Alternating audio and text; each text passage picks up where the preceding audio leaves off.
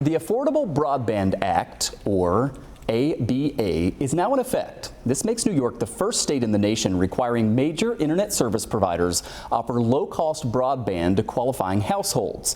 Here's how the plan breaks down. Low-income households who qualify will be able to access broadband for $15 a month for the slower 25 megabits per second, or $20 a month for the faster 200 megabits per second internet. Martha Beyer is an attorney who specializes in telecommunications law, and she joins me now live. Thanks for coming in. Thanks for having me, Michael. I appreciate it. Absolutely. I wanted to talk about this for a few days now because this dates back years, but then it got hung up in the courts, right? Correct. Now it is fully in effect because the top court said we're not taking the case, lower court rulings stand, so this is now in effect. For someone who thinks they might qualify, what should they know? Who does qualify?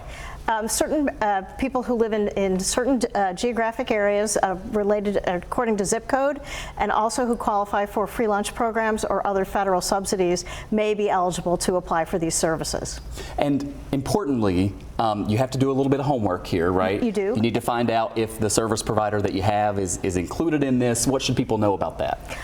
They should just reach out to whatever service provider they want, and the provider will be able to tell them whether or not the service is available. The thing to consider is whether or not you have a device that can receive the internet and whether you know how to use that device, because that's a whole separate issue. There has been some reporting out there about AT&T as well, and I want to make sure we clarify this for people. I actually have the T-Mobile version of home internet, wireless home internet. AT&T offers that, but they've pulled that option out of New York State because of this. Walk us through that. They have. So they have, AT&T offered a product called Internet Air, which they will be discontinuing.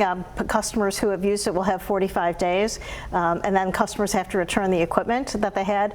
This does not affect traditional customers of AT&T's for 4G and 5G services.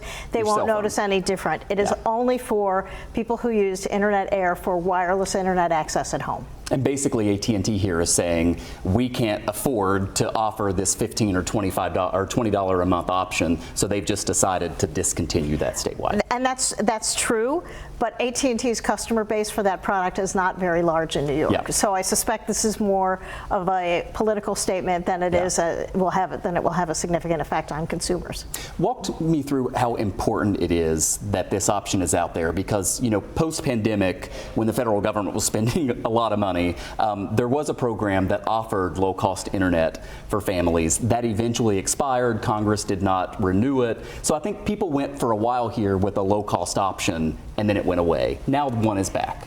So now one is back. Again, you need to have a device that can harness the internet, and you need to know how to use that device, and those are two very separate and important elements.